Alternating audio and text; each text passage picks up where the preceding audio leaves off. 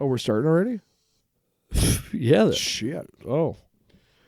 We didn't even get 30 seconds. I don't give a fuck.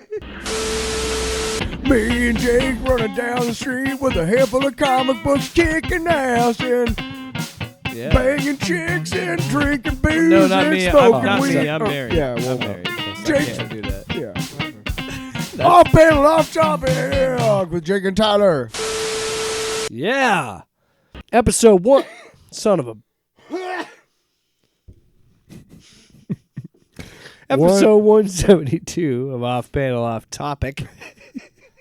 I'm Jake. I'm Tyler. You liar. And everybody's got to look up to me. Could you imagine how unlucky that would be if your last name was Liar? Tyler Liar. Yeah. Because it...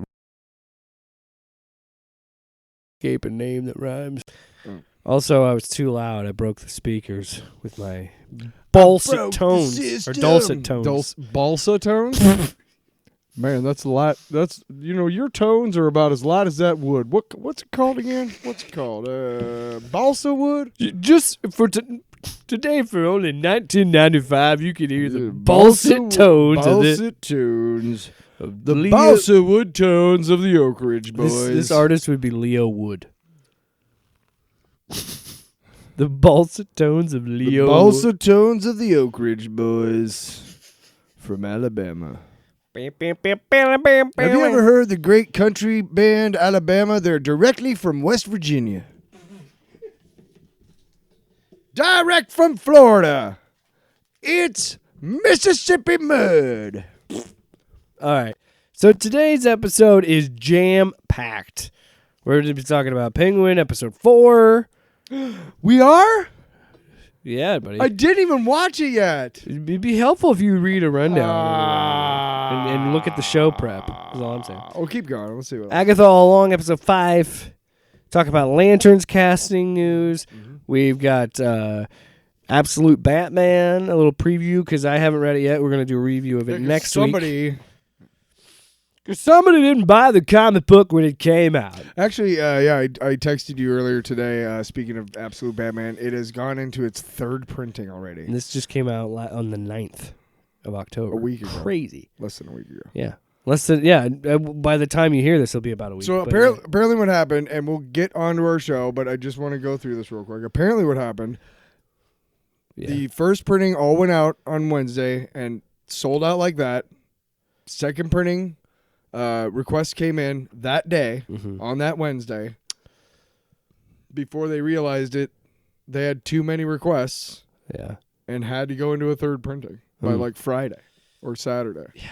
That's I've heard that's what's crazy though. I've heard of that before, but that's usually like with a which I say is smaller, but it's still Image. But I've heard that with like Image Comics and like indie comics having that issue. About that but like next week. I don't think you. I mean, yes, it's happened. Whether it's worth that or not, it's happened in recent memory. Yeah. But like this seems, I don't know. This seems really fast to have a 3rd printing. Like it's got because everybody is like I didn't when we covered it.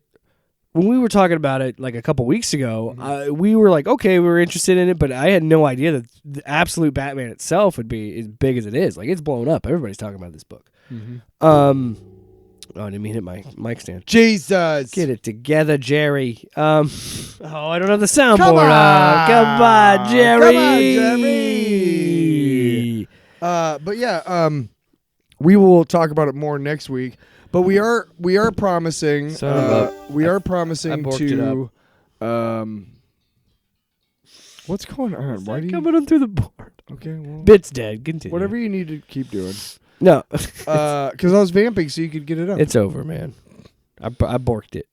No, but we will be talking. We told ourselves that we would get the first issue of each of the big three because there's Superman, there's Wonder Woman, and then there's Batman. Or not in that order, obviously. Batman came up first. Yeah. We're still working on Batman Dark Age. Yeah, where's that book? We still can't find Batman Offworld #1 because that's finished now. Oh, it is done? Oh, yeah. Because I knew it was a miniseries. It's 5-piece, right? 5 parts? I thought it was 5 or 6, yeah. I have no idea, but if it's 5, it's there. I infrequently go into comics book stores. Yeah, we don't go every week. But I'll say this about it before we talk about it a little later. Yeah, well, let's. Yeah, do you want to just? Well, we can. I think we should weave in between, so we can start there and then go to Penguin. I'll tell you this before I. Yeah, let's start here. I'll tell you this before we talk about it next week. Give a little preview. I am okay if we decide to. I think it's a 5-part series. I'm okay if we decide to read the whole 5 parts or the whole series, and here's why. I think it's really good. I don't know about the other ones, but if there is one hero, one IP character, whatever, that lends itself to any iteration, really any character can, but one that just lends itself to so many different permutations and ideas and versions and whatever the fuck you want to say. It's fucking Batman, dude. It's Batman. Well, it's like it's really really it's good. Like I said, is what I'm saying. Last week when you were picking it up and things, I said I trust whatever Scott Snyder does with Batman. When we did the modern mythology on it, which we need to do one of those at some point. The modern mythology on Dark Knight's Metal, as much as I would like to make fun of it, it was still an entertaining and fun story. Like Scott Snyder, at the very least, is always you had me at Nano Jokers. Yeah. So I always love what he does. This is a Wes Craig cover that you got, huh? The one place place I was at, they sold out of their last copy. And so I went to the other comic book store that we have in town, and they had one. All right, for I will say, I believe I have it was Wednesday, so I should have a first print. Not reading it yet. So don't mess it up, man. Now seeing on the back, you see all the different the McFarlane Toys Batman cowls. Yeah, but that's just a ad, dude. I know it's expensive. I can't do it. I will tell you this: as cool as this cover is, and as much as I'm probably gonna like this story, I will not stop saying that is an ugly ass logo. It's still bad. I don't care. I don't even care if narratively it makes sense. It's still bad.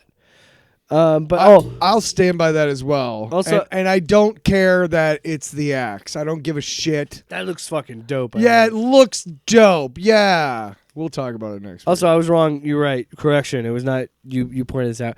It's not Greg Capullo. It's Nick Dragata. Nick Dragata. Who, by the way, did fantastic work. Well, East of West is a fucking gorgeous book. So I knew that it's going to look great because he did amazing work on that book. So yeah, I'm interested. I'm excited. Obviously I'm a Batman fanboy. He's my favorite DC character for sure. So the All In universe apparently, because we'll talk about this too, and then we'll get into the Penguin. Because the Penguin show is based off of the Batman, which is another pocket of the DC extent. All the movies and stuff. The Elseworlds. That's what. As bad as it was.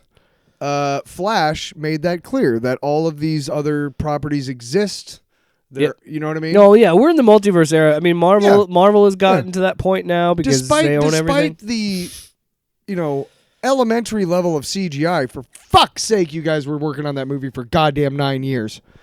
It made it clear that like Christopher Reeve's Superman and Michael Keaton's Batman, you know what I mean? Like they all exist. Yeah, just not together. Right. Now here's the thing. Is the one thing I loved about DC is that they had something. Apparently, they did away with the Elseworlds imprint at some point. But I really liked it because obviously you can take any character and you can make it however you want and just slap a fucking Elseworlds on it. You're good to go. And the best part is it's not canon because it's just a story, right? It's cool as fuck. Yeah. They were able to attract huge, serious, non-comic book, artists and writers with this Elseworld stuff. And now apparently Green Lantern Dark is coming out soon, which is the next Elseworlds or the I remember we talked about that. The relaunch of the Elseworlds imprint. Okay.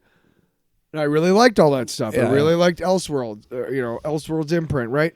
Okay, so the dumb fucks over at Warner Brothers /DC, the fucking idiots. Oh boy. And again, as much as I like this book, I fucking cannot. I fucking cannot. What? they decided that the Elseworld stories all took place in one universe called the Elseworld universe. Oh my God! I know. Why can't you just let well enough be it? Like, and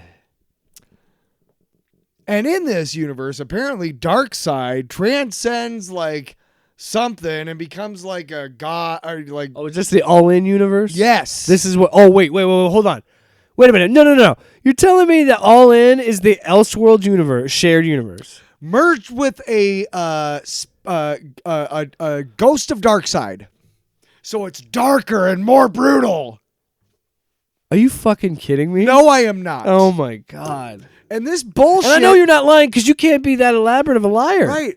Well, I can, but not for your benefit. What? I can't get any money from you. Why would I lie to you like that? Wow. So we're going to lie to the listeners?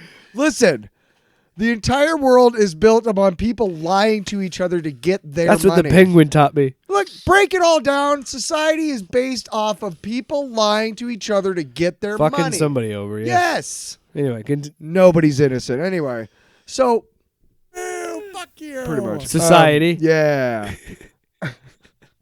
So again. Oh man, that sucks ass. Just stop with this darker and more brutal and whatever. Like, just stop it. I completely avoided it. I didn't know anything about this. The real world is dark. The real world is brutal. We read these fucking books to escape this dumb fucking world that we live in. And you have the nerve to come at me with, well, I know you like this stuff, but I'm going to make it gritty. Just right in the face, and like generally, like I abhor violence, I really do. But really, that's actionable, Like I'm sorry, you're gonna take my awesome thing that I love and make it gritty. I'm sorry, you're gonna have to catch hands now. I'll eat your ass. Maybe, maybe when we're done and we make up, you never know. Have a couple drinks. I ain't above it. Listen, man. So no, but you got that in before the drop. But isn't that just dumb? This has been going on since March, and here's the thing. Like, I think you texted me, right? That Absolute Batman came out last Wednesday. I happened to be in the comic book store when you told me that. Oh wow. Whoa, it's like a premonition. I was actually picking up my thing for whatever, and it was like, hey, cool. Let me see what they got. And I'm looking around and shit, and there's like, they have a whole shelf of DC books of the ones that are out, and then they have a wall of all new stuff. I haven't gone over there yet. I'm staying over here, looking at all the DC books, and there's about 17 titles in the DC All In with All In. Or absolute something. No shit. Absolute shit. Yeah, absolute fucking Task Force X. Like, that's the full title? I'm pretty sure it is. AFTX. I don't know. Absolute. I just know that I was just like, absolute I'm fucking just Task Force X. So I try to go online and I'm like, what's going on here? And I look up the All In. I try to look up absolute. And all of it is pointing to this thing starting in March. This thing started back in March of this year. I'm sorry. This is like the culmination of like all that or something. And can I say what? DC, you should make Absolute Suicide Squad. Ass. Think about it. I didn't mind it at all because again I was already in eat your ass. Hey, all right, couple drinks and that's the new catchphrase. Couple drinks and then $1 million, bitch. And then I'll eat your ass. What? So I don't mind, being in there, but it's just like, okay, I don't know what's going on, and nothing online is helping me at all. Like, there's no clear, like, hey, this is when Absolute Batman 1 comes out, or this, you know what I mean? So I go over to the new wall that's not there. I go and ask, and they're like, we just sold out of our last copy. I run over to the other comic book store, which coincidentally and very handily is like 2 minutes away. It's awesome. Because Jay's and then Mayhem. You can go through that QT parking lot and go right over by Dowling and right around the corner and you're there, man. It's awesome. You're there, bro. You're there, bro. And it's great. And I got over there, I got the copy of it, and I bought a couple of different other books, and I shouldn't have because there's no reason to buy any more books. It's just silly. Yeah. Unless I'm independently wealthy, I'm not reading. I'm not picking up series. I don't have a poll list, whatever. Anyway, so I got it and I got it home, and I was in. Did you just flip to the last page? No, I saw an ad for DC Universe Online, a game that I occasionally play. Put it back in the sleeve. Bend it like you're bending it. I'm gonna bend you. You're bending it. I don't like the way you read my books. No, I'm just kidding. But hey, let's get to the goddamn penguin, would you? Yeah, it's gonna be good. You're gonna like it. Are you gonna guarantee it, like Men in the Warehouse? I guarantee it. All right, so Penguin, the Penguin, episode 4.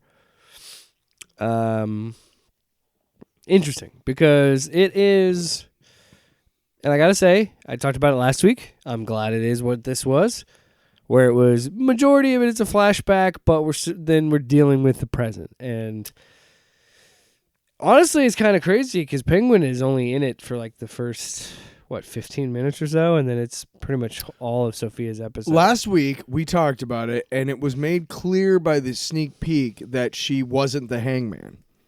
And I said on the show, it's Alberto. I was wrong. Of course it was Carmine. Of course it was, because he did it in the movie. Can I just fucking say about Mark Strong, dude? Like, obviously Turturro wasn't available, but Mark Strong has been in so much good shit. And he always fucking brings it, dude. You just need a strong, deep voice. You just call, No, when he was staring at her, like, over dinner, and she was, like, asking, and he's just... Yeah. Or the part that got me was when he finally screws her over. Oh, yeah. You've been, and it's just like... Okay. I want to be clear. Penguin shouldn't have snitched. Okay? But he is not responsible for what happened to her at Arkham. No. He could have never predicted that Carmine would have been so fucking evil. No. No. And you know what else? This show does a great job, and Kristen Milioti, is it Milioti? Milioti says this. She's fucking incredible in this episode. Jeez. She says that's what that she likes so much about the show, and that's the appeal of it, is you don't really know who you're rooting for because they're all shitty people. Sophia is arguably the most morally good, but she's still gassed a whole family. Honestly, she spared the kid. Kind of deserved it. Oh my God. Can we? Okay, let's just jump. We don't do the whole episode though. No. So I mean, what do you want to do? Well, I mean, first let's just talk about the Arkham shit first. First of all, like the way that the episode was directed, edited, the music, the fucking music, dude. The way that it was acted. I mean, Milioti did. She's great. She's great in everything she's in. Fantastic, and it's like, oh my God, like. Your brain is breaking. Your heart is breaking. You are physically and mentally exhausted by the end of all that. And then she gets told that she's there forever for 10 years. Fuck. And honestly, you do the same thing. You just get up and just walk away. All right. Whatever. She's just incredible in this episode. Yeah. Well, and I love how this is told in the Arkham stuff in particular. And it just, even before that, when we get to, we understand her relationship with Penguin, and we understand with Oz, and then her brother calling him Penguin. She says, "Hey, don't call him that." Like, she treats him first. More she sees him looking at her and driving away anyway. That's what first happens. Yeah, we're in the present, and then we go to the flashbacks. Yeah. And we see that moment of like, even then you still fucked me over. Well, there's clearly like kind of a niece uncle kind of relationship, kind of, but maybe not even that close. More like a boss employer. No, what? She was his driver. That's it. No, but I mean, there was more than that to their relationship. Just she keeps making it clear when he starts thinking it's more, she makes it clear that it's not. Yeah.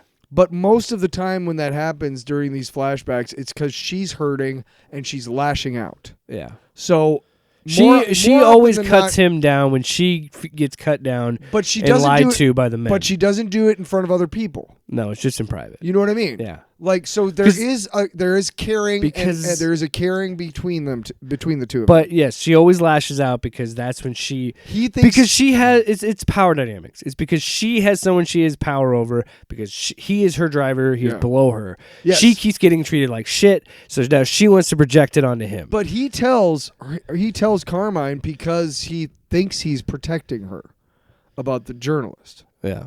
And that's when everything just goes. No, to shit. he never intended for any of this to happen. And I think with this thing, it reinforce that he does feel remorse about that. But at the same time, he could have saved her, and he didn't. He could have, yeah.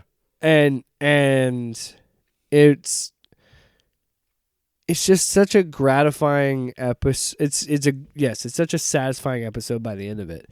So I texted you. It was grueling but satisfying. The whole build, the whole thing of getting there, of Carmine realizing what happened, her talking to the journalist, and then the strangling.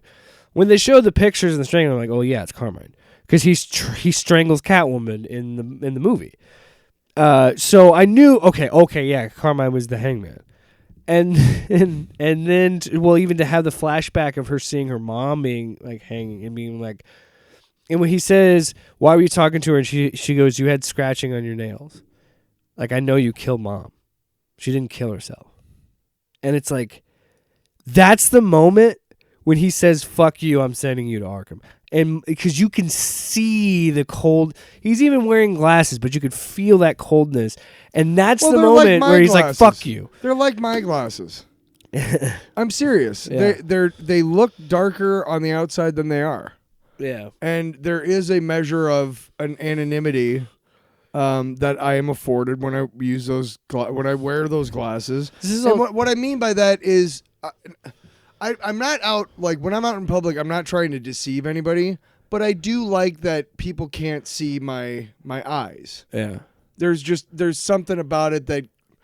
I have anxiety and whatnot. It helps me feel a little bit. It's where it's him. He's trying. It's to a little hide. bit of a safety thing for me when I'm out in public. Anyway, generally when I'm at home, like right now, I'm not wearing them. But when I'm at home, I wear my regular glasses when I'm watching TV and shit. It was such a that moment was like damn, because. Because Penguin had no idea about the whole, because the cops show up and arrest her, and it's like they frame her because Carmine kills the reporter, and blames it all on Sophia. And then the part where they said that when she's in talking to her lawyer, and she's like, I didn't fucking do this. I was, this is not true. None of this is true. And then the fact that she's like, well, you have several letters from the family saying that you're crazy. It's like, these fucking people. And it's like, look, Sophia did kill people, and it's not okay. But you could see why she was pushed to the point that she was. Because her own family... I was just looking at people's reaction to it on Twitter after I watched it. And I was just kind of, looking at it. And somebody was like, the moment that broke them is when she is saying, I'm going to die in here. Mm-hmm. Where she's crying and just has that moment of, I'm going to die in here. Because if you think about it, I think that's the plan. Shut her up by throwing her in Arkham full of all the fucking crazies, where the Riddler and the Joker and who knows else is in there. Either she's going to become crazy, or nobody will ever believe that she's not, and she'll be there forever. And you see throughout that time, when it gets to shock therapy, and it's just moments of, they are like, we are going to mentally break this person into believing that they did it. Even though we know they don't, because the other doctor that's with her later, that we're like, oh, that's where that guy I don't think she ever gets to the point where she thinks she's the No, she doesn't. But but she is mentally broken. Yeah. I mean, who wouldn't be? She gets the shit beaten out of her. She gets she's told that she has to fight this woman with a fork. She does it, and that woman stabs herself with said fork. Well, because she wants to be done with whatever Because she's going she through. is not her brother. She is not her father. She is not the one that is used to this brutality. Right. She becomes who she does by the end of this episode because of being forced to be in that hell for 10 years. Well, then she fucking busts Magpie's head open. And then the one person that cares about her gets fucking killed by her driver. The one person. And he lied the whole time to her And she while knows convincing about it. her to fuck over her family, which he was probably going to do anyway. But it's like, and you, again, by the end of it, I'm not saying you should gas people because that's absolutely wrong and she should not have killed all those people, but you can see why she killed all these people. Murder is never okay, but it's what do you expect? I just have to say it. I feel like sometimes actors like read a scene or something. I don't know how shit works, but I'm willing to bet she had to audition for it, and probably got a script and was like, "Hey, so wait a second, I get to wear an incredible evening gown with these great shoes." Her style done. throughout the show, man. I'm not done. Yeah. And a gas mask. And dance in a scene. That's what I get to do. Yeah. I'll sign on immediately. And she does say, she has said before how she likes to do, she purposefully seeks out roles that are not conventional. It makes sense given her filmography. Because she did How I Met Your Mother, but she was also in Made for Love, which is a really unique and weird, interesting. Never seen it, but I remember when it came out. Such a weird, bizarre sci-fi show. It's funny, but weird. I like that show a lot. Palm Springs. It was Palm Springs with Andy Samberg. It's a Hulu movie. She's great in that. Dude, she's great in everything she's in. Like, and I've also seen campaigns that she should get a fucking Emmy for this, and absolutely she should. Colin Farrell should be up for it. Everybody in this fucking cast should be. They're all incredible. And can we just say one of the fewest times in history that we get a recast that's honestly, you could argue might even be better than the original cast with Mark Strong as Carmine. John Turturro's great. I'm not taking away from him. Is he? I like John Turturro. I do too, but Mark Strong just works so well in this. Like, it's crazy. he did Transformers, What so are they like? throw your whole, indie actor card out there. Tyler. Hang on, give me a second here. And then he had such a great time playing a pedophile in The Big Lebowski that he wrote a whole movie about the character. And then campaigned for a long time so that the Coens would let him do it. And then they finally did. So is John Turturro great? Now, don't get me wrong. He is amazing in the Batman. He's really good. He's great in that. Yeah. He's great. He is great as Carmine Falco. I think it's called he's in a miniseries on HBO that's he's apparently really good in. I haven't seen it. Whatever. But there's he is a good actor. But there's the scenes in the Batman where he was able to bring that coldness, that that ruthlessness, dude, that the scene silent with him when violence. he's gonna kill Selena is intense. Oh yeah. So it's not like but let me just call it out a little bit. Is John Turturro really that Hey great? man, I'm serious, Mark. What I was trying to tell you is like, what if like hey Matt, it's George. I was thinking, since Carmine's different in the Penguin, maybe you could like CGI Mark Strong into the Batman for HBO Max. Can you do a Matt Reeves? No. Sure thing, George. Who's George? Lucas. When he fucking Why are we talking to George? When George Lucas put Jabba the... Oh, God damn it. The joke's better when you explain it. I was just like, why are you doing George Lucas? Because we're talking of about Jabba Batman. the Hutt. What do they digitally put fucking Mark Strong? When you have to, I know, but they Yeah, wow, that's a long way to go. You're asking your audience to go a long way to get to that joke. Now, you and I... You don't have to go a long way to see this fucking middle finger. Wow. So fuck you. I know when I'm funny. Ladies and gentlemen, I am not... Trust me, I am not exaggerating when I say that is the biggest middle finger I have ever seen in my life. Is it? Maybe. Maybe not. Maybe fuck yourself. I don't, I have mixed feelings about Mark Wahlberg, but man, that drop is just incredible. You can't top it. He's so good in that movie, too. I wonder why. Because he's an asshole from Boston? The best part is he made it out, though. He's the only guy that survives. Right? Wait, doesn't Alec Baldwin make it? Oh, maybe. No. Well, I mean, Does he get retires. shot? Because Martin Sheen gets thrown off a building. All I know is that Alec Baldwin has one of the best lines in the whole movie when he fucking yells at that guy when they're trying to get all the sound, and he's like, "You fucking..." What does he say? Oh my God! Pause it. While Tyler, hold on. Tyler got the. Pause it again. So, is there anything like we touched that? But I gotta say, there are moments in this show, and it's always at the end, in like the third act reveal. I thought we were recording that whole time. Okay, what? Were we supposed to? No. I'm just saying. You were like, anyway, and I'm like, what? Anyway. Okay, anyway.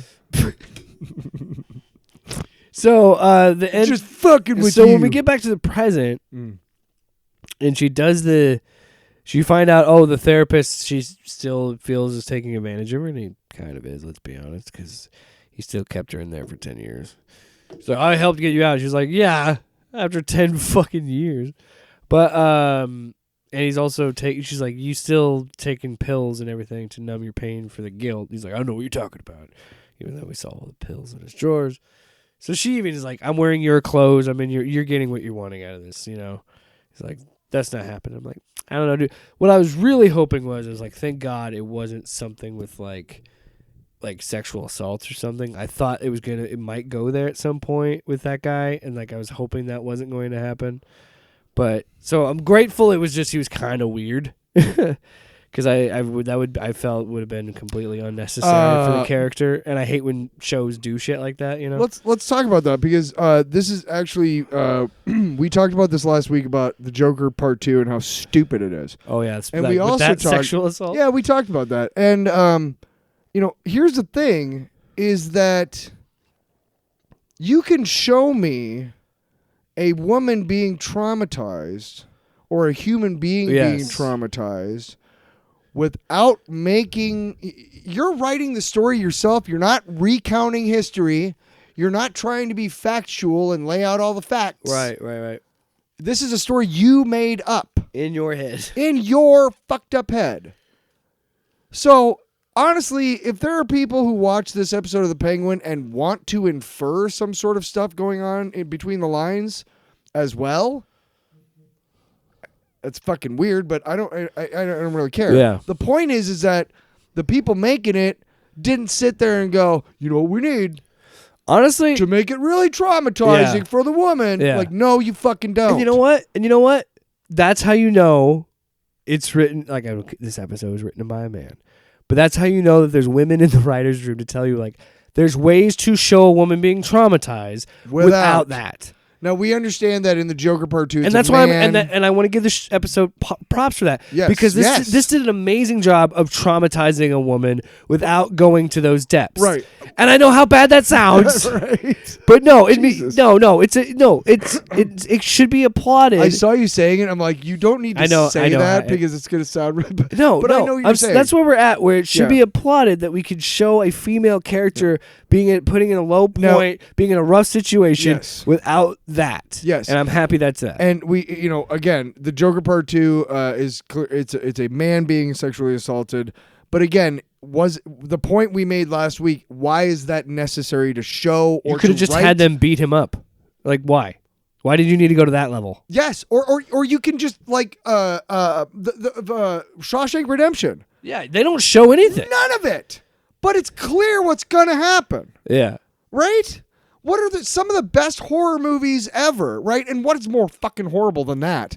Some of the best horror movies ever don't show what's happening? You know what I mean? Like the Your jump scares. imagination's supposed to be scarier. Yeah. Jaws is a great example of The classic. right. It's classic, and the point, the way it was originally made is that you saw the shark a lot, but because it sucked so bad, they had to use different ways of creating tension. And that's what this show did really, really well. This episode did really, really well. And you see why and I Sophia wanted to bring that up. Is so distant all the time and doesn't let any man, especially in, which amazingly the Chuds like this show, and I'm just waiting for that shoe to drop when they find out this was directed by a woman, and like one of the things she says is, I'm tired of men talking to me this way. I'm tired of men gaslighting me and not giving me what's mine.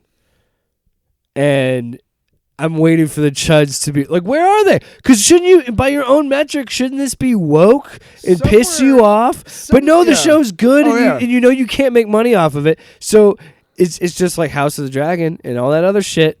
It's like conveniently when this would be ripe for it, like because you see, it just fucking drives me crazy with that.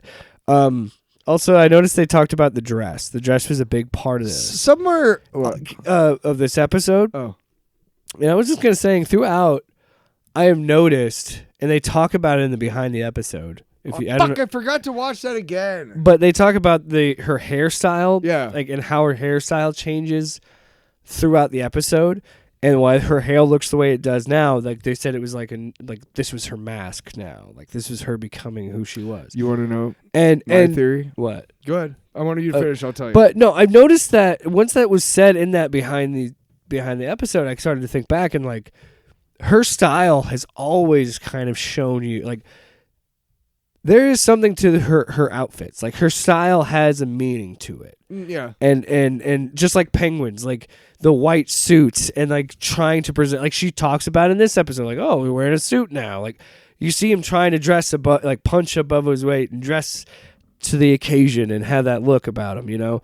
And then her hairstyle and the outfits she chooses now is like her being independent, being like, you think I'm this, so I'm going to make it look like I'm this crazy person. Even though in the episode, she's like, I didn't fucking kill anybody. Back to what you were saying. My theory is that by the end of this series, Oswald Cobb is going to be dead, and Sophia Falcone will take on the mantle of the Penguin. Here's a couple reasons for that. You notice that the art or whatever you want to say, the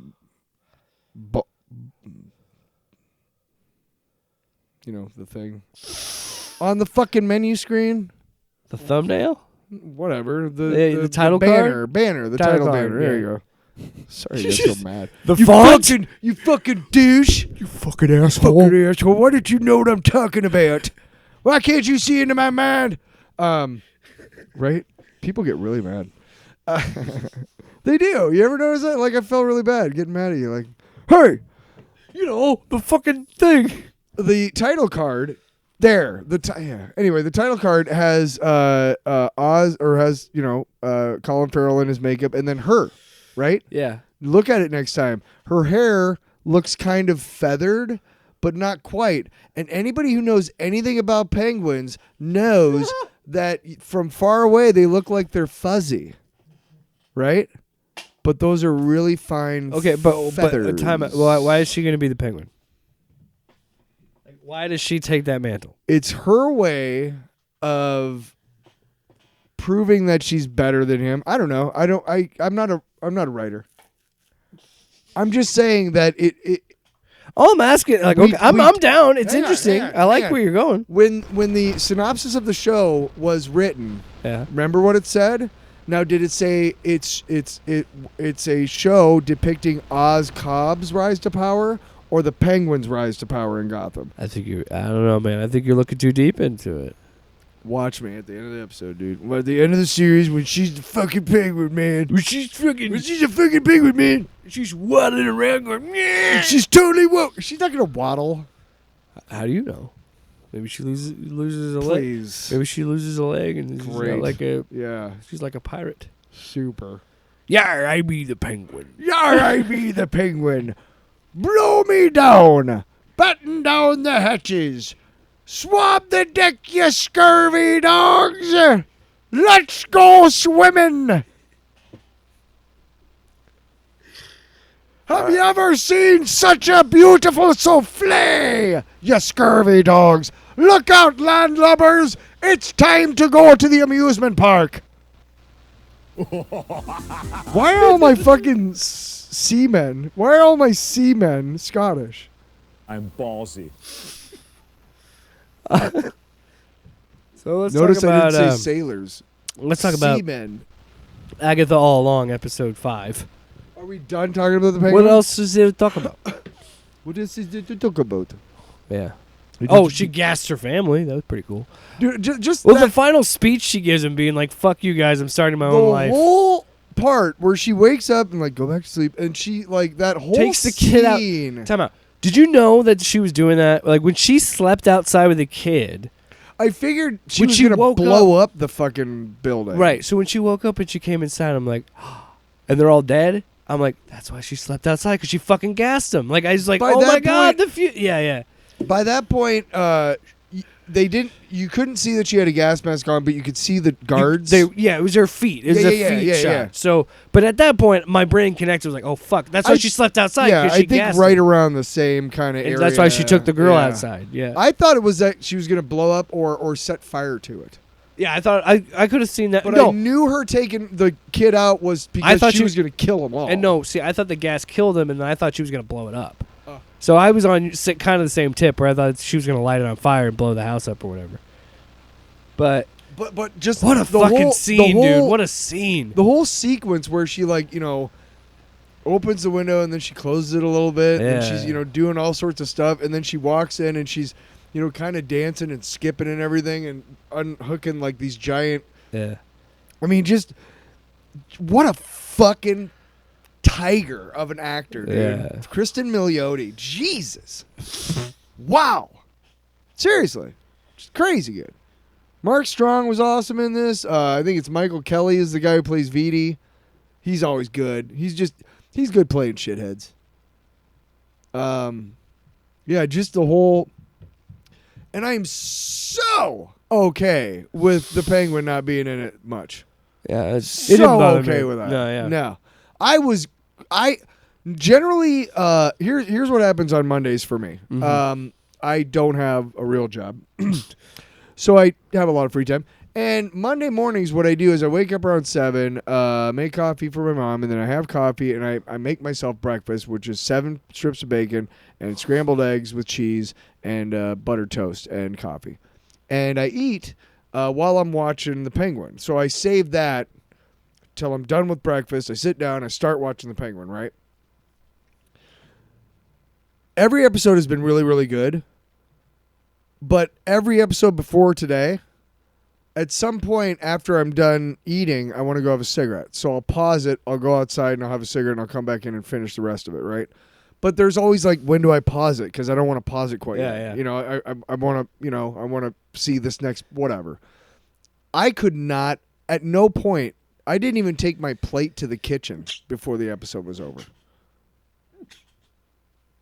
It just didn't occur to me. I was like, there's no way I can't stop watching this. This Yeah. is so fucking good. And like I said, it's so grueling, but it's satisfying because she, in the end, I don't mind rooting for her. Not after this episode, dude. I mean, they're also the Falcons, so fuck them. But it's just Right, but what they did to her, dude. Yeah, fuck 'em. I have no problem. Fuck them. She was rooting innocent. for She her. didn't do anything. All right, moving on to Agatha. Speaking of someone who did deserve to get fucked over, it's Agatha, that fucking witch. What a witch. What a witch. What a witch. So this one is more of like an 80s slasher type, or maybe not a slasher. God, It's this was a week ago, wasn't it? Yeah. Shit, I don't remember. it was like they're Well, they're all dressed It was in like an like 80s, like, slumber. cabin. It was like kind of Evil Yeah, Dead style, like yeah. cabin in the woods. Yeah. And it's like a poltergeist. If you notice, and it wouldn't surprise me at all, every single place that they go to is the same structure, but inside is different. You know what I mean? Yeah. Like it's like if they built a set, like a skeleton of a set, with like a big pit in the middle, Yeah. and then just redecorated it for each thing. You know? Yeah. Because it seems like they walk in one area, there's a staircase here, there's a back door here, and then there's stuff over here, and there's a pit in the middle. Just feels like the same room, but just different, decorated differently. Yeah. Which it would make sense because it goes to the whole idea of the road and the idea of what they're doing narratively. Which again, I said it last week.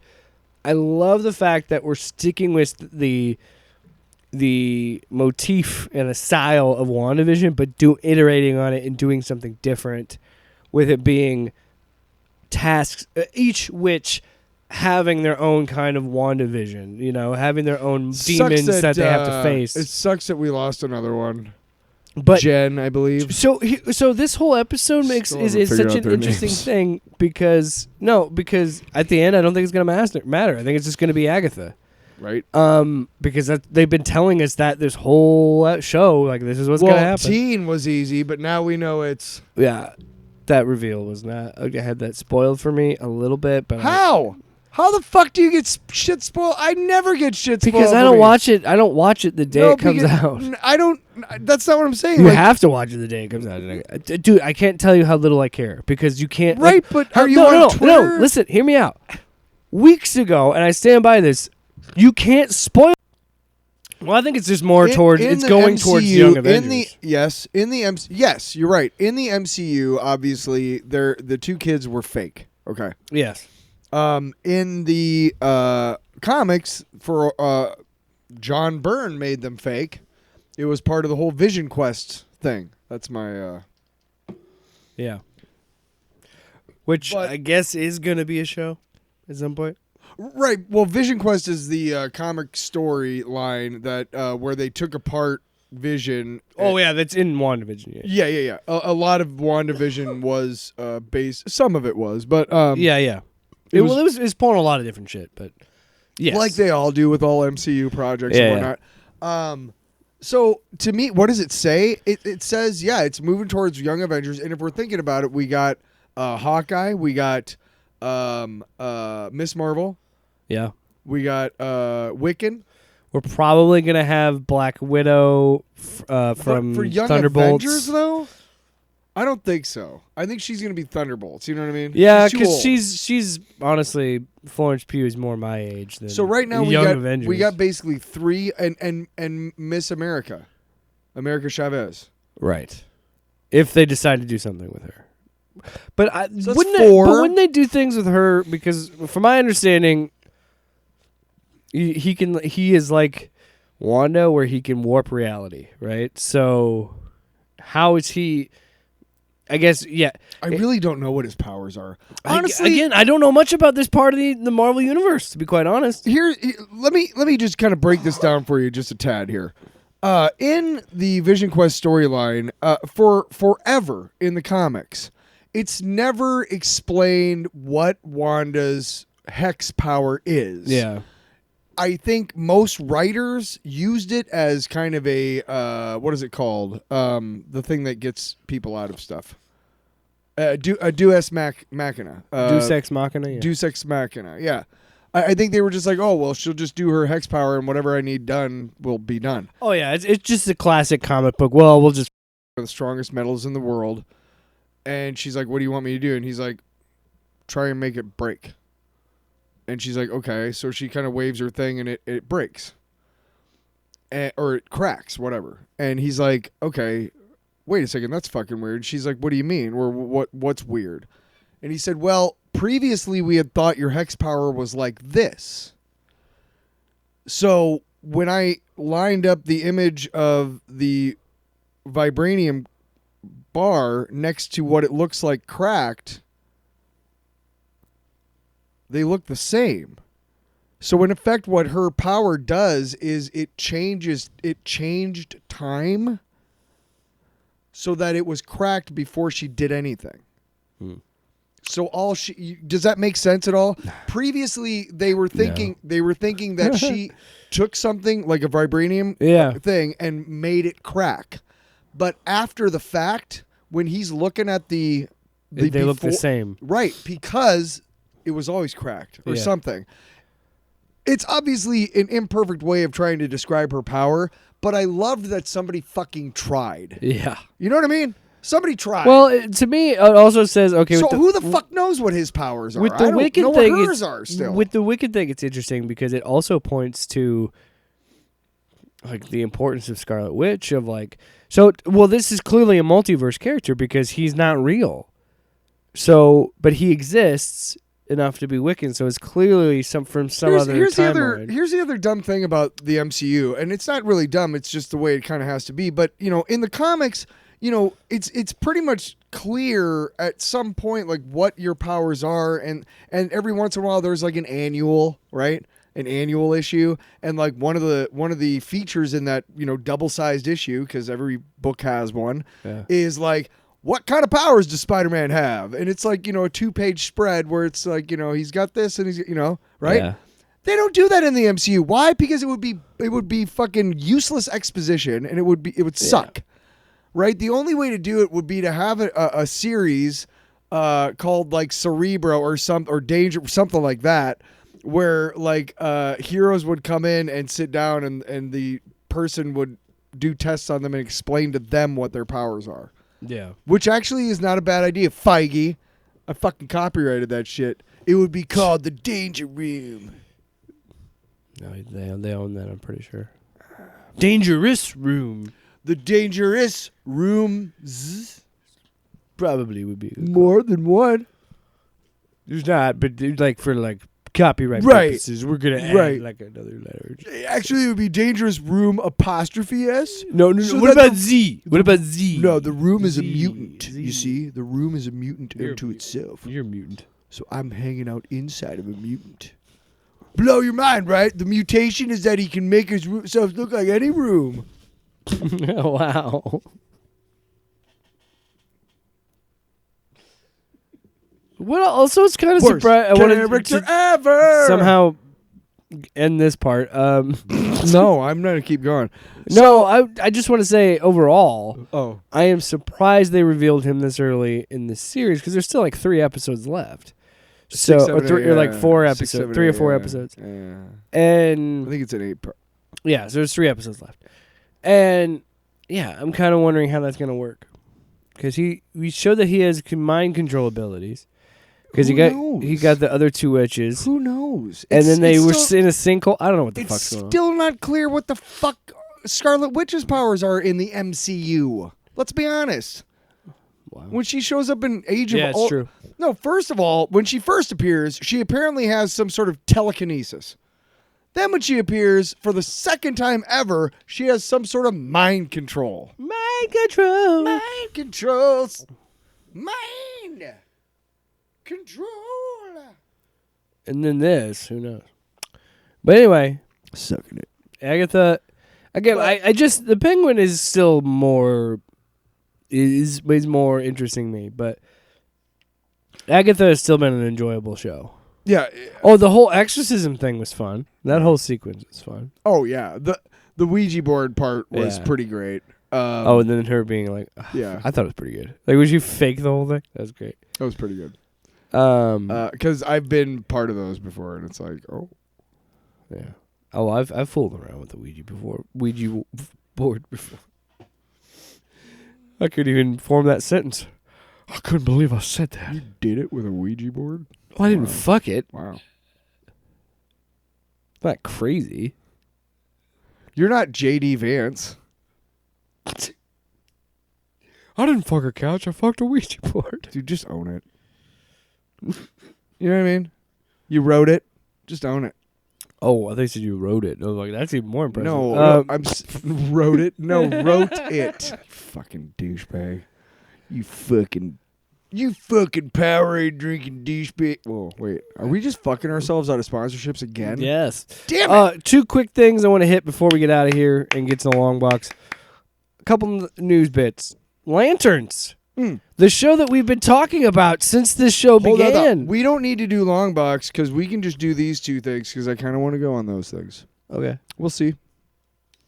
I want to talk about Van Helsing. That's my long box. It's a tradition. Every year I watch it with my wife, and that's why we love each other. We share Van Helsing. That's why? That's one of the top 5 reasons we're in love. Wow. No, I don't love Van Helsing that much. So, We know now. Sorry, we know of 3 green Earth-based. Why don't we just turn on the headphones? Why don't you turn your ass? There you go. Perfect. All right, go ahead. I love how anytime you give constructive criticism, Just go.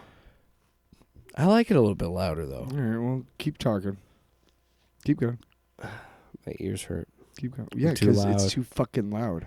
Okay, how's that? So we have good? 3 Green Lanterns. Okay, yeah, it's good. Stop it. We now have 3 confirmed Green Lanterns in James Gunn's DCU. Mm-hmm. We have Hal Jordan, Jon Stewart, and Guy Gardner. So we already know Nathan Fillion is Guy Gardner. Yep.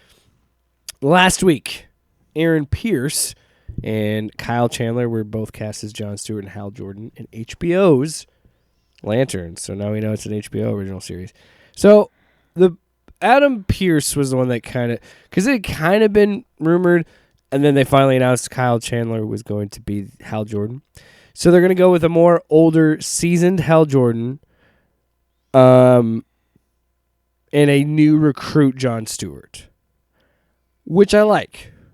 I think it's an interesting approach. Can I just say that I think we've been talking about this fucking series since we way started too fucking the show. long. I think since we started off panel off topic. We've been talking about it even before we started the fucking show. Maybe. That's how long it's been in development. Exactly, right? So, yeah, let's see what you got, fucking James Gunn and shit. Let's fucking see it, man. I don't know. But the plot details were leaked, or not leaked, but rumors are that it's still going to be an Earth-based story, and that sucks ass.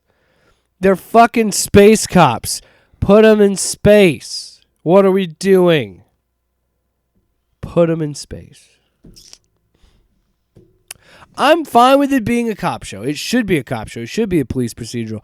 But I think you're limiting yourself if you just keep it on Earth. Yeah. Or maybe you're lying. And you're saying it starts on Earth. And maybe it starts. Also, maybe this mystery is on Earth and then it leads across space. Didn't you say it was rumors? Yes, nothing definitive. So if that's shut true, up. I'm bummed. But if not, So shut up. yeah. But I don't know if you heard about this, and I want to kind of have an interesting conversation about it because I don't want to. Can we have a boring conversation about it instead? sure. I love the. By the way, I think you and I agree. I love the idea of an older Hal Jordan training Jon Stewart. I think that's cool. The Kyle Chandler cast. I don't know the other actor that well, but Adam Pierce is Aaron Pierce is a relatively newer guy too. I've seen nothing but great reactions, so I trust that.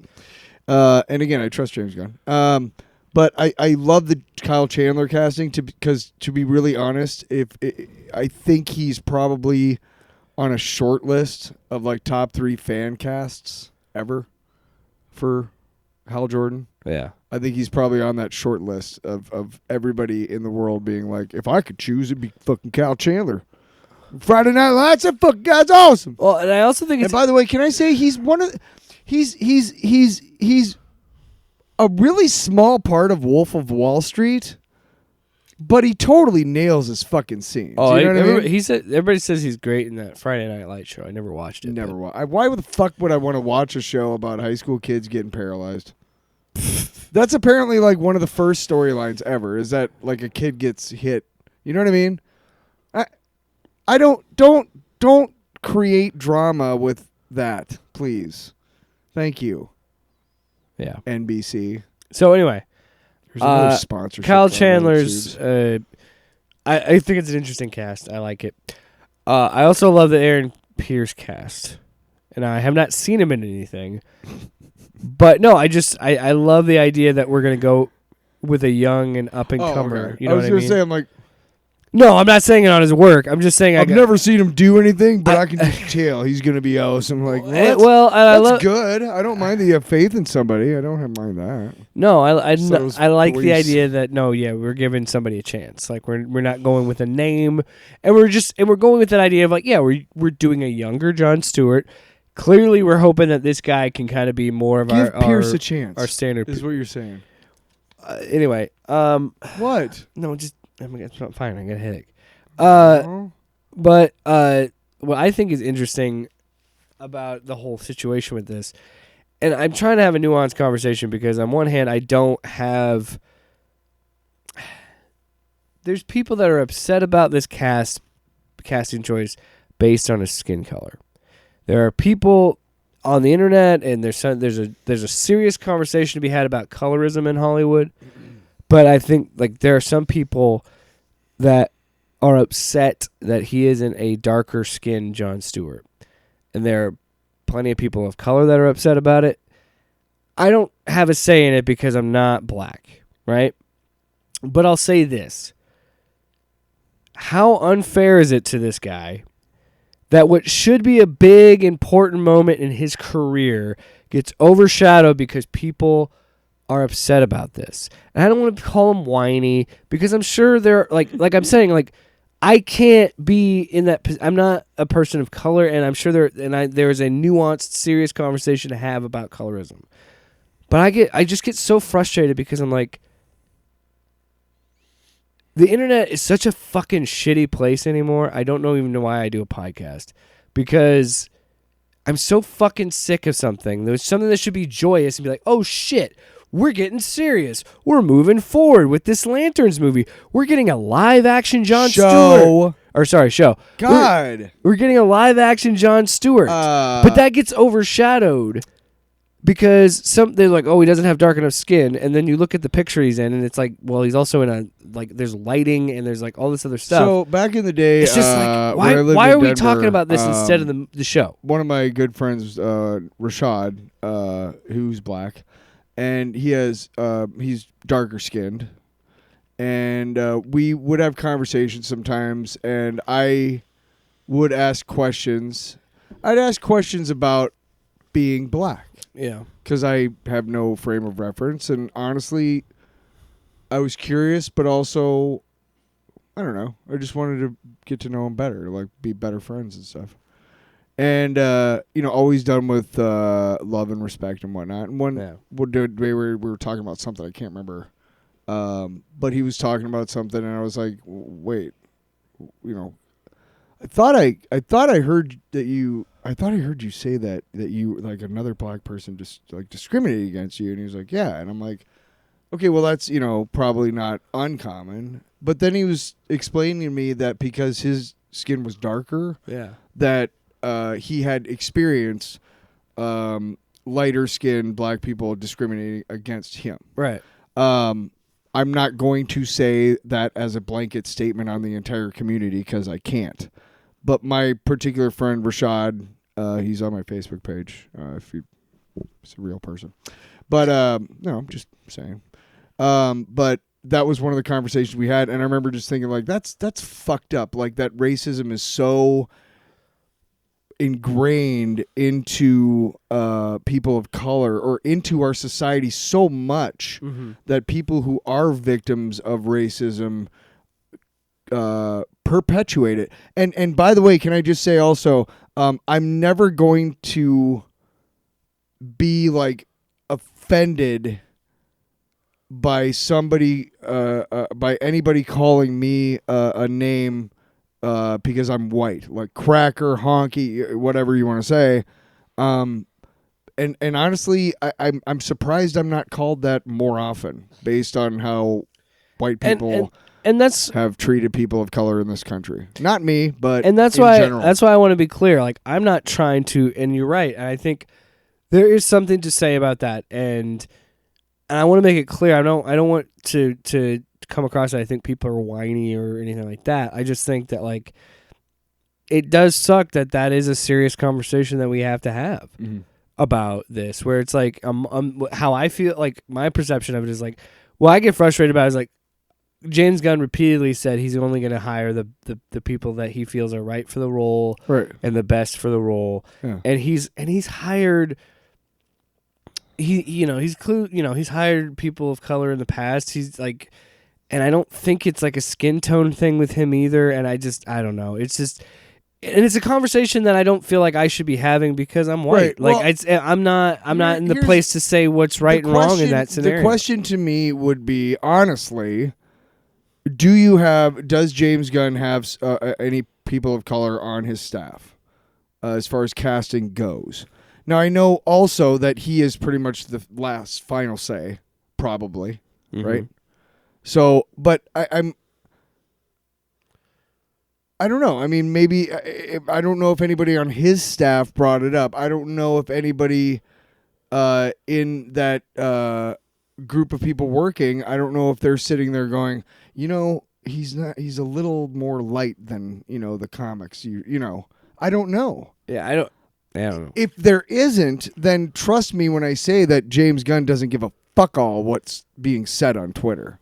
No. And he's probably telling that kid, rightly so, I hired you because I I'm believe sorry in you. that the world is like this, but you're still fucking on board, and fuck those idiots. And that's what I mean when I was like, I was excited because I'm like, okay, cool, yeah, we're giving this young guy a chance. And then to see that response, it's like, that's so frustrating because it's like, damn, we can't even, we live in, and I'm not saying the people that have legitimate issues with that, I'm not saying they're toxic, but there's other people that like have made it such a cesspool that it's like, man, we can't have anything positive, it seems like, anymore. Something that we should, again, be excited about. A live action Jon Stewart. We have not seen that. For a lot of people my age, that's their freaking Green Lantern, man, not Hal Jordan.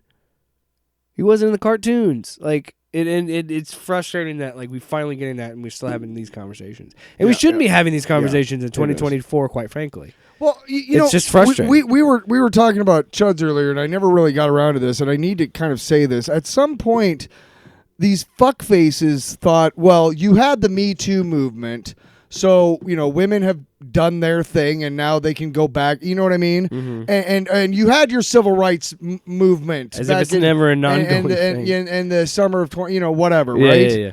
Right. That's not the point. You guys, right? And it's not supposed.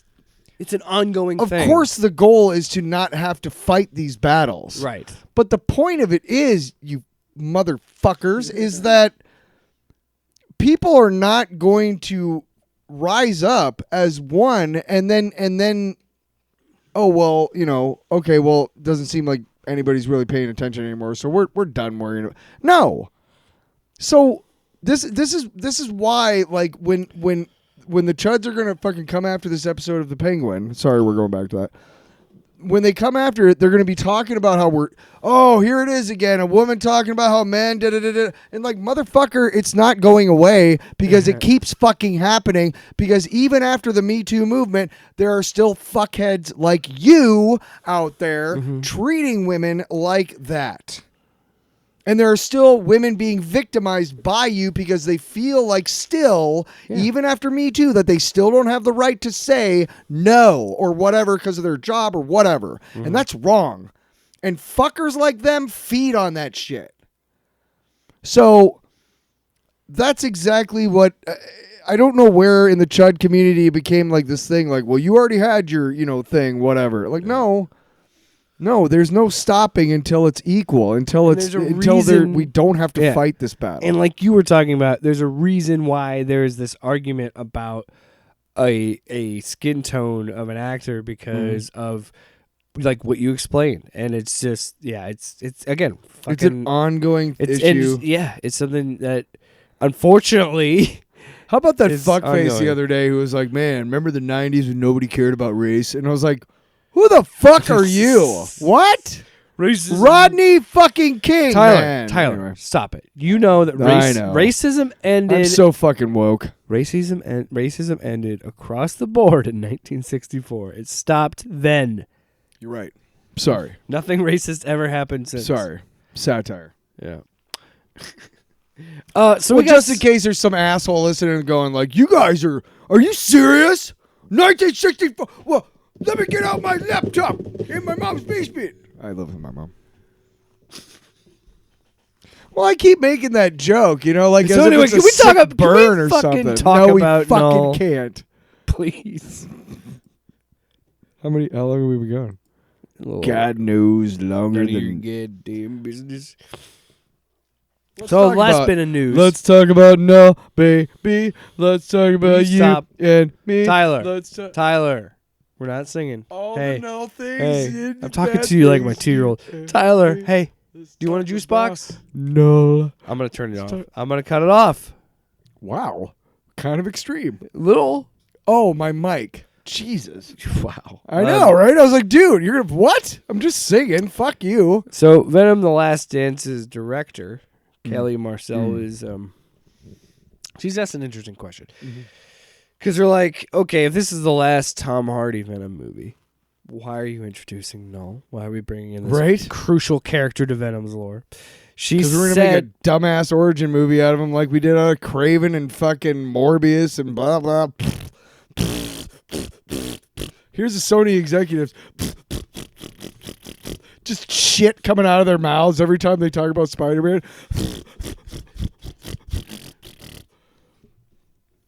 I'm done. So Kelly Marcel. Before you ask. So the director of Venom: The Last Dance, Kelly Marcel, she's asked this question. I think it was IGN is where this come. Yeah, IGN is where I got this about the King in Black, and she said, "Quote: We're in spoiler territory now, and we hope fans enjoy what they're seeing watching the movie and not knowing what will happen. But trust me, we know full well how important Knull is to the fans." So, just as we laid a foundation for Venom, we hope we are doing the same for Knull. The King in Black is way too powerful for one and done. Okay. So, that sounds like a bait and fucking switch to me, bro. I don't mind this being a backdoor, being the end of Eddie Brock, or being at least of Tom Hardy's Eddie Brock or whatever. However they're going to fucking end it. I'm fine with it being a Venom movie, but also being a backdoor Knull origin movie. If we were to do, maybe we're having a different Venom. Maybe if we do fucking Agent... I'm saying, Sony, just for the love of God, just fucking do Agent Venom. Please. Just get yourself out of it by making Agent Venom. I want it now. I talked myself into it. So anyway, I keep hitting your foot. One more quote, and then I'll kind of talk a little bit more about this. She also says, this film introduces Knull, but it just touches the beginnings of his story. Marvel's greatest film villains are developed over time. Here, Knull is the threat lurking behind the danger that tests the absolute limits of Eddie and Venom's partnership, but their relationship that remains the heart of the story. Can you read that first part again about the villains? Marvel's greatest film villains are developed over time. Thanos. Oh, you know she's fucking trying to say that Knull is going to be Sony's Thanos. Come on, you know that's what they're doing. I was going to say, other than that guy, every other one has been killed off. So now, immediately. With this, now everybody's saying, like, wait a minute, are the rumors true? Because there's rumors. Go through the rumor mill here. There was rumors that Tom Holland's fourth Spider-Man movie was going to have Knull in it. Okay, is that what we're doing? Because Knull has been pretty strictly a Venom villain, and I don't want him to fight Spider-Man. Okay, I'd rather him fight Flash or any other fucking Venom. By the way, the actor that you have playing Flash, again, we talked about this in the MCU, is completely, totally wrong for Agent Venom. Yeah, yeah. And we talk. And here's another thing. Because I kind of want to go along with this. Go ahead. I just kind of want to go. One more thing is we've talked about before how the Chuds get mad when a character who is normally white in the comics, like Flash Thompson, is made a person of color in the movie, like he has been in the MCU, and that's why people were upset. Right now, you and I were not upset about. I could care less that he was white or not. The point of Flash was that he was big and hulking.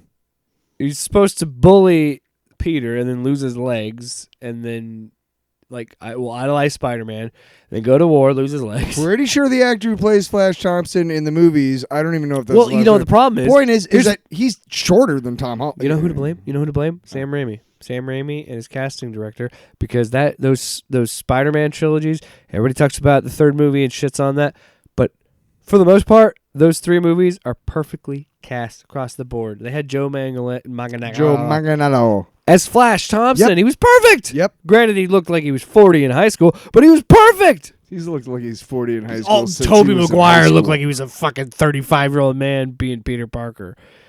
I'll never forget that. Just again, I was a kid when that came out, so I couldn't see it then. But now as an adult, I'm like, wow, they look really old to be in high school. But anyway, they did that a lot back in the day. They still do sometimes. This clearly sounds to me like she is trying to put a thin veil of like Knull is going to be the Thanos of the Sony Spider-Man. Either that or she's trying to drum up attendance, and Knull gets killed off right away. I'm telling you, I have firm belief that Knull is going to come back. I do not think she's lying. Okay. And I do think that Venom is going to keep going because I don't want to impugn her character. No matter how much people want to shit on these movies and hate on them, and I'm not saying they're perfect. I've said multiple times on this show, I love them because they're trash. People are going to show out to this Venom movie, believe it or not. Some people will go, myself included, because I'm going to go fucking opening day. They're going to go see this movie. They're going to support this movie. They have to make another Venom movie. Knull's going to have to show up again. I don't want to see Spider-Man fighting Knull. I just don't. And I like the idea of them building him up to be this big character that he was, and this whole thing when he fucking symbioted the whole world and all that. I just would like him just to fight Venom, and quite honestly, I'd rather him just fight in this and be it. But if we're going to keep doing it, we've also set a precedence now in Marvel that at this point, Venom and the Venom-Brock relationship isn't that important. I mean, Donny Cates made it more important, but like they did a whole fucking Venomverse series. Like they don't care who becomes Venom at this point in Marvel. Who cares? Are we talking comics or movies? Comics, but I wouldn't be surprised if they did a thing in the comics where somebody, or in the movies where like, okay, this is the end of Eddie Brock's Venom, but Venom is still alive and he just latches onto somebody else and they just do a Venom 4. As far as I know, Venom right now in the Marvel comics is Eddie Brock. No, it's his kid. Oh, Dylan? Dylan, yeah. Well, it's Venom then. It's basically Venom. Well, that's what I mean. Are we going to introduce Dylan in this? or post credits, and Dylan finds out that his dad, he's well, you know what? The post credits for fucking Venom 2 really chapped my fucking hide, didn't it? Yeah, and then we saw Far From Home, and we're all like, woo, woo, and it was nothing.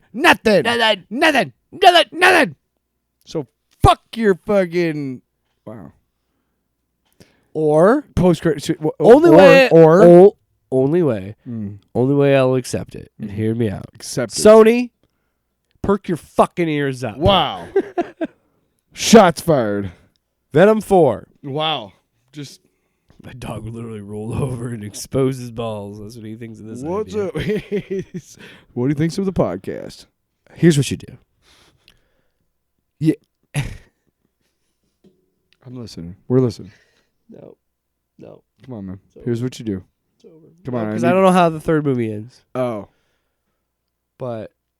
Okay, let's assume that Eddie dies. Right. And the Venom latches onto somebody. Well, that's what I'm saying. Or post credit scene, the fucking military guy that's in the trailers, and he gets to the last. He catches the Venom, right? Then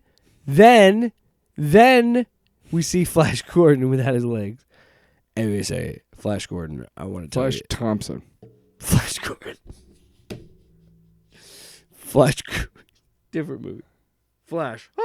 If we do long box, I actually have a really excellent. No, I give up. I'm not gonna pitch this anymore because I lost what I was doing. I kept thinking of Flash Gordon. No, you're talking about Flash Thompson. They just give it to him. Yeah. Well, here's the other way.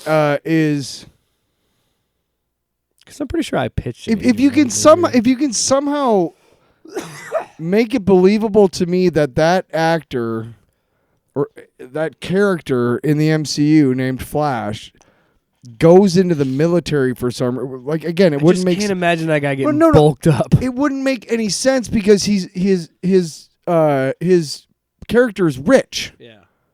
So I'm sorry to say, rich people don't go to the army because they don't need to. You know what you should do? Look up America on Wikipedia. You'll see what I'm talking about. Yeah. Anyway, so the character in the MCU is like a rich kid, so he wouldn't go into the military. B, I don't mind him, the actor, like bulking up and doing that, but again, he's just not physically imposing. And Flash Thompson, the guy who becomes Agent Venom, is physically I get the whole fucking, well, it's a different kind of a bully. It's all in his mind. Yeah, I get that. That's fine. But you kind of robbed us of the possibility of Agent Venom because of that. You kind of did. You kind of did. Well, it pisses me off. Like when okay, listen, James Gunn told, and I've seen them all and everything. All 3 Guardians of the Galaxy, fucking A+, A number 1, motherfucker. Fucking great. I really don't like that you just kind of used Adam Warlock as a fucking throwaway joke. I really don't like that he used the original Guardians, one of whom was Miley Cyrus, by the way, which I don't have as much of a problem with now as I did then, and then threw them away because they never show up again, and they're never gonna show up again in the MCU. Stakar and fucking Martinex and all those people from Volume 2, they're never gonna show up again. So you do that a lot, MCU. You do that a lot. You take these characters that could be bridges. Mandarin. Fuck yes. That could be bridges. They try to fix it with Shang-Chi, but to other characters and other story arcs, and you fucking use them as goddamn punchlines to be like, hey, audience, we knew you read that comic. But hey, remember, we're not gonna be like silly as a comic book. It's like fuck you, dude. It feels like trying to have your cake and eat it too, while being like, "Hey, we want to be taken. Like, we want you to enjoy this and be like, look how cool and how much it looks like a comic book, right?" But then like shit on the comic books. It's like, what the fuck? What are you doing? It's like I told you in No Way Home when they made fun of Doc Ock's name, and I'm like, where the fucking comic book? What are you doing? What are you doing? I get that you're trying to inject humor. But you're injecting. And I get it, they're kids, they're shithead kids, but like, come on. You're mocking your own thing that you're literally doing a movie with 3 Spider-Men in it. Yeah, what the fuck? And maybe that was supposed to be like, oh, it's meta. No, I get it. I still like that movie, but yeah, it's shit. Still I get what love you it. mean. It's like shit, right? And it's just, you could say it's the Cobblepot thing too. Sure, you could. I don't care. I'm just saying, like the Penguin. When you take characters and he's not a punchline. I'm sorry. That's different. Calling him Cobb and not Cobblepot. He's not a punchline. I fucking absolutely loved the She-Hulk miniseries. Yes. But you fucked up Titania. You fucking completely fucking ruined her. She is actually a really great character in the comics, but you made her a fucking social fucking media influencer? That's fucking dumb. Her story arc from Secret Wars, the original, fucking completely ruined. Fucking ruined. Now, I don't care if she comes back because she's the MCU version, and that's fine. But you're fucking taking away all of these other storylines because you can't be trusted to either make a fucking amalgamation or just be truer to the character. Whatever. Now, having said all of that, I know that not everything translates from the comic books into the movies, and I know that I have enjoyed all of these movies, and that despite all of these nitpicky things, that I still enjoy them. I'm not going to sit here and be like, you ruined Adam Warlock and you ruined it, even though I just did. Oh, yeah.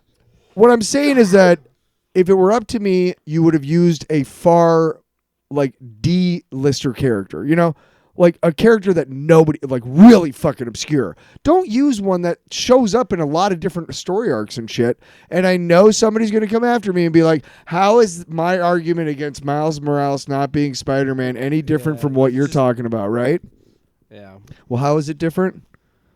Because I'm still going to watch those movies. I'm still going to enjoy the content. It's just, you could do better. You know what else? Also, my problems are not rooted in racism and bigotry. I'd also like to say I can live in a world saying also shut up. We have 3 Venom movies. We're gonna have 3 Venom movies where Eddie Brock, the fucking show. where Eddie Brock and Venom do not fight Peter Parker. We're gonna have 3 Venom movies where they never interact with him, and it's kind of interesting where I'm okay with it, because if we're gonna do Venom, let's just fucking start over and do a whole new thing with Tom Holland and just do a new thing. And shit, you know, people hate it, but I don't know. Maybe do what the video game did and make it Harry Osborn. I don't fucking know.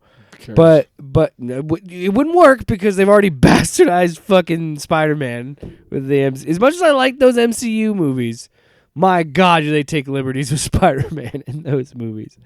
But yeah, who's and there's no Norman Osborn. There's no Green Goblin or anything like that. It's all other stuff. It's all other movies. But oh yeah, that was the Norman Osborn was from Amazing Spider-Mans. Those ones. Also, get ready to find out they're not symbiotes; they're Clintars. It's a weird change. Thanks, Donny Cates. Yeah, thanks, Donny Cates. You fucking dick. No, I actually like him. He's made some of the best. He gets a lot of shit, and he doesn't. Dude, Silver Surfer Black is one of the best miniseries ever, dude. Tyler, Silver Surfer is silver, not black. Hello. All right. Wait. We're going to cut it because we're about an hour and a half. You're fine. It's getting late. I'm fine. You're fine. Get the fuck out of my house. Get out of my house. Off panel, off topic with Jake and Tyler.